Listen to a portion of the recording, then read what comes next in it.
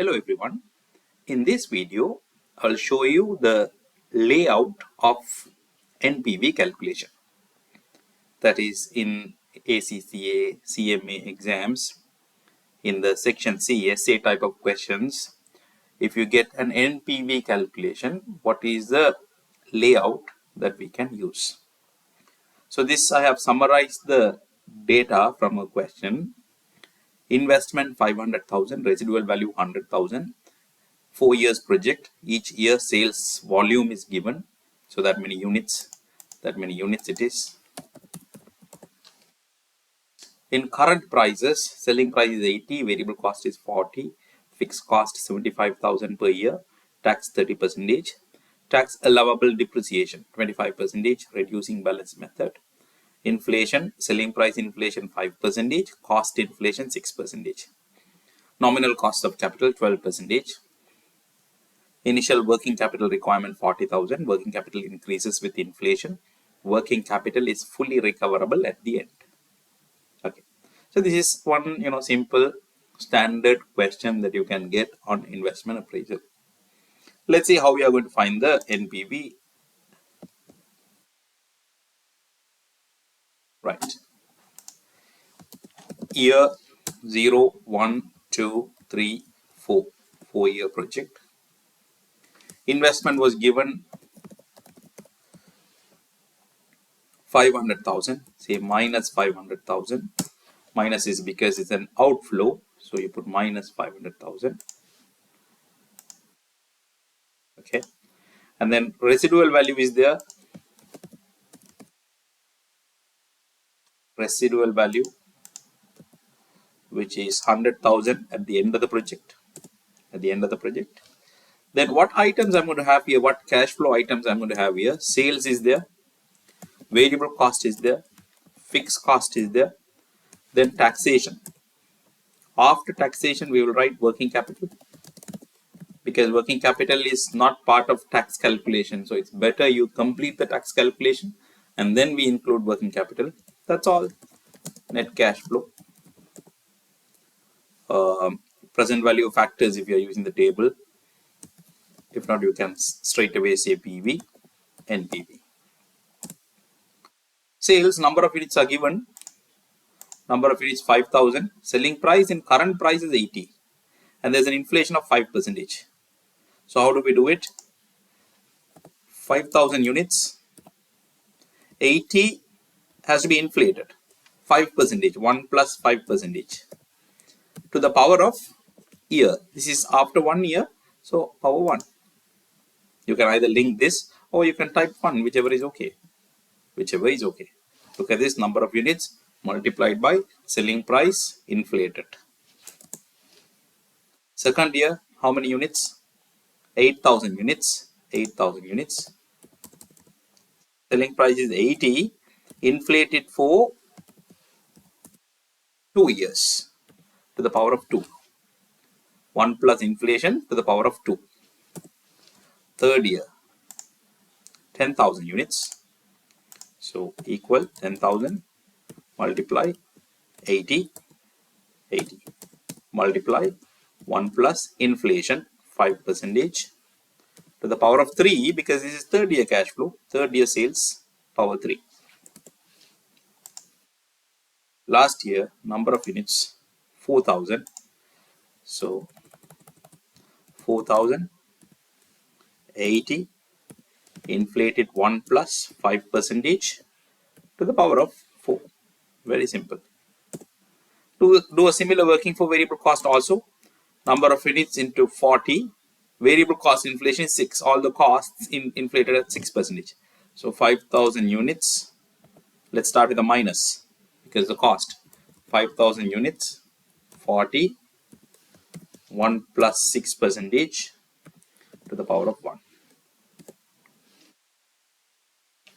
Minus 8,000 units second year, 40 is the variable cost in current prices, 1 plus inflation to the power of 2.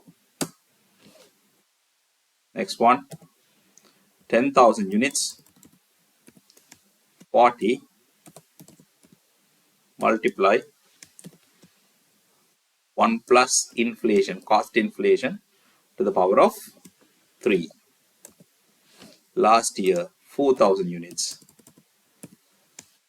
40, 1 plus 6 percentage to the power of 4. I miss the minus sign. Let's include the minus here. Minus. Fixed cost was 75,000 per year in current prices. All these are in current prices. Inflation 6 percentage. 75,000 1 plus 6 percentage to the power of 1. 75,000 1 plus 6 percentage. See this one, rather than doing it every year, I can do this. Minus 75,000 multiply 1 plus 6 percentage to the power of year. I'll link this. Why am I linking that? Then you can copy paste the formula to others. See last one, 75,000 1 plus 6 percentage. Year is here. 1, 2, 3, 4. You don't have to type one by one. Previous ones I couldn't do like that because number of units was different each year. Suppose if number of units is same, I can do a similar working. Here I can link here. Look at this once again. 75,000 1 plus 6 percentage to the power of year. Okay. Tax we have to do a working. So let's say W1. We'll go below this layout and say working 1. Taxation. Year 1, 2, 3, 4. What we'll do, we'll calculate the profit before depreciation. That means, look at this, we have sales, variable cost, fixed cost. All these are part of taxable profit calculation. Only thing missing in this is depreciation. So, before depreciation, let me say profit before depreciation. Depreciation. Sum of these three. Mind you, investment and residual value do not come into the taxable profit calculation because those are capital expenditure, capital income. Only these items you have to take. Sales, fixed cost, variable cost. If there is anything else, they give like marketing cost. Sometimes there can be opportunity costs because you are doing this project. Somewhere else you are losing some income. So that is opportunity cost. All that will be part of tax calculation. So take all this, close the bracket, do that for all 4 years. Then the depreciation, tax allowable depreciation. We usually write it in the shortened form TAD, tax allowable depreciation. Sometimes they call it capital allowance. Capital allowance. Let's do a separate working for that again. Here, reducing balance method. So, opening value, tax allowable depreciation, closing value. Closing value is what you call written down value, closing value. You are investing 500,000,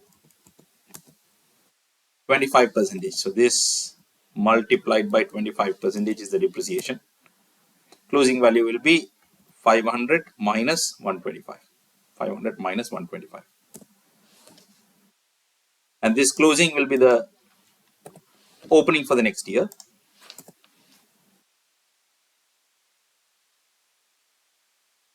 Track these workings. Okay. Last year what we do, let me check once again. 500, 25% is taken here, balance. 500 is what we invested, right? Yes. 375, 25% is here, balance. 25% balance. Here, last year what we do, careful. Last year we don't take the percentage because there can be balancing adjustment. So what you can do simply for the last year, write the residual value here. Residual value. It's given 100,000. 100,000. And the difference between these two we'll take here. That will be the depreciation for last year, the balancing amount. Balancing figure. Balancing. Why is that? If you studied taxation, you know last year you may get balancing charge or balancing allowance. So to incorporate all that, simply you can do a working like this. Take the beginning value, end value, you take the residual value and then get the difference. Suppose if residual value is not given in the question, take it 0. Full amount will be depreciated in the last year. Let's bring these depreciation values here with a minus sign. Okay. Right. Subtract it, you get the taxable profit. Taxable profit. Already I have put the minus sign, so let's say plus. Okay. Then you take tax. Equal minus this taxable profit multiplied by 30%. Tax percentage I gave as 30%. So first year you have a tax of 1050. Right. What do we do for the last year? Because last year has a taxable loss. So what do we do? I am going to record a positive tax for this figure. Let me explain what that is. 5,597, a positive figure. Let me explain what this is. Assume the company has many other operations. This is one of the projects they do. So from other projects, they will have sufficient profit to cover this loss, to set off this loss. Let me explain in a different page and we'll come back to this. Look at this. Suppose other activities of the company, the profit is let's say 500,000. So how much tax they will pay on the other activities profit? This multiplied by 30%. Okay, so they would be paying 150,000 tax. Now, because you have a loss in this project, how much is the loss? This much, 18,658. So now, total profit. What is total profit? That is other activities plus this project. Other activities 500,000. This project has a loss for year 4, this much. So now the taxable profit is only this much, 481,342. How much of tax they are going to pay? This figure multiplied by 30%. Can you see tax has reduced? If they did not do this project, the tax would have been 150,000. When they are doing the project, tax is 144,000. So there is a tax difference, right? Tax saving. How much tax they have saved? Tax saving. Otherwise, they pay 150,000 tax. Because of this project, after the project, they pay this much tax, 144,000, 5597 tax saving.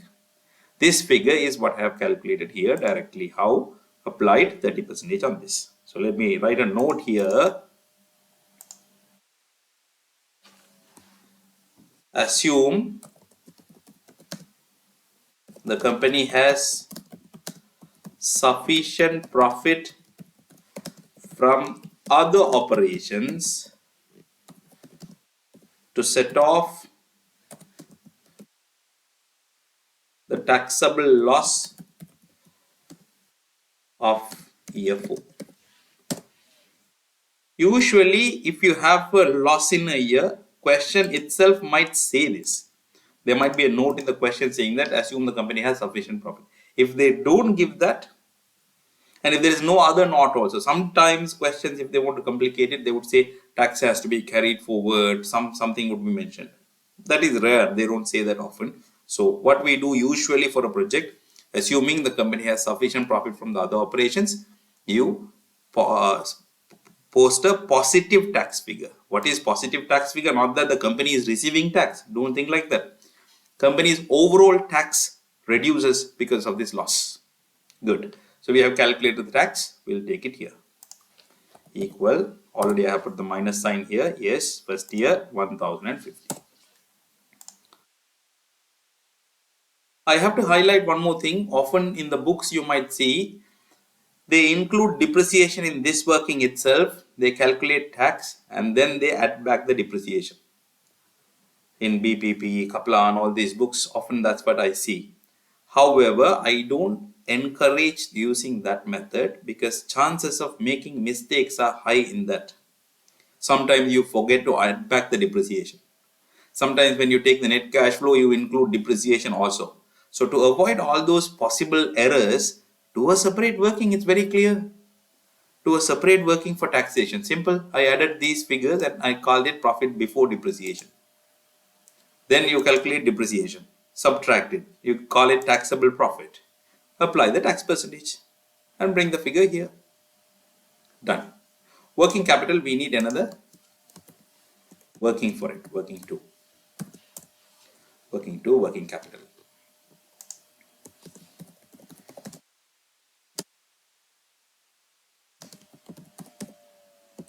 Working capital.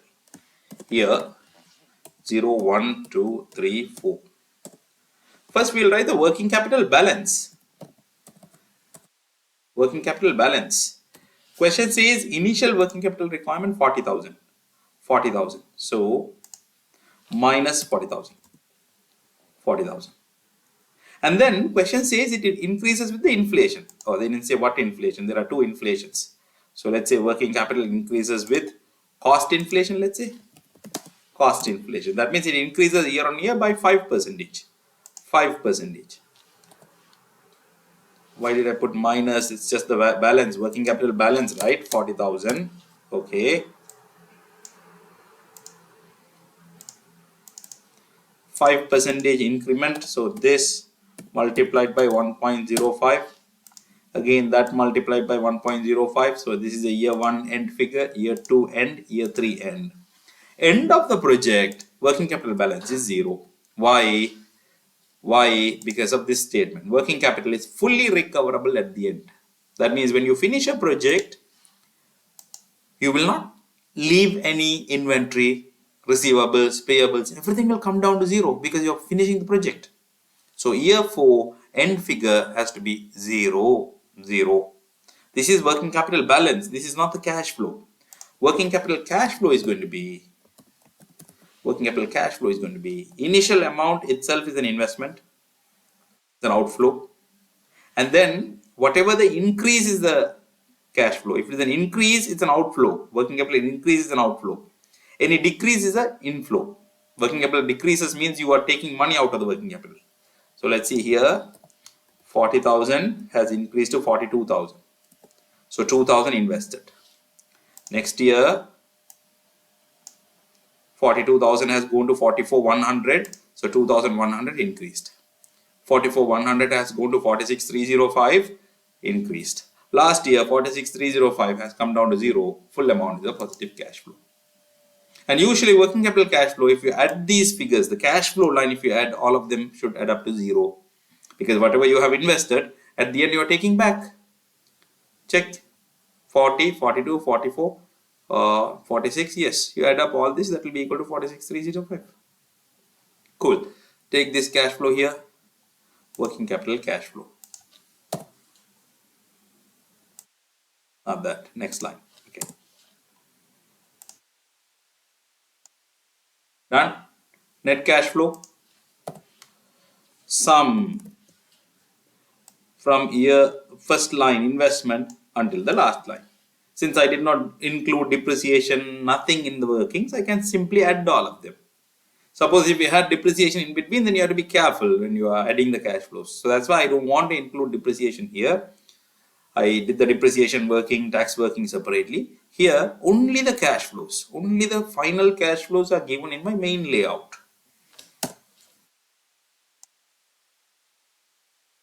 Okay, those are the cash flows. See, to find NPV, you can use the NPV function itself. Look at this, equal NPV. Cost of capital was 12%. Write the cost of capital first, put a comma. Select the cash flows from year 1. Year 1 to year 4 cash flows. Close the bracket. plus investment. Investment, I already have minus figure here. So here 0 cash flow, separately we add it. This is if you are using the NPV function, 87,000 positive NPV. If not, one by one you find the present value. How? Equal this cash flow divided by 1 plus 12 percentage to the power of year.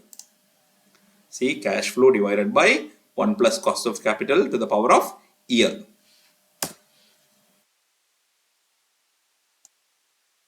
And then add all these 5 values. Equal sum, add all of them. You will get the same answer. Yes. So you can find NPV by using the NPV function in the ACCA exam. The platform NPV function is available. So you can use the NPV function, or else year by year you can find the present values and then add as well. You will get the same answer. So this is a basic NPV layout where we had inflation, working capital, tax depreciation, everything included. This is the layout. With this layout, try questions. But then here I have taken costs, the basic ones, variable cost, fixed cost. Sometimes, there will be other costs, marketing cost, research cost, development cost, something they might give. Include all of them, and take all of them for the tax purposes also. Right? So practice this and try more questions with the same format. Thank you.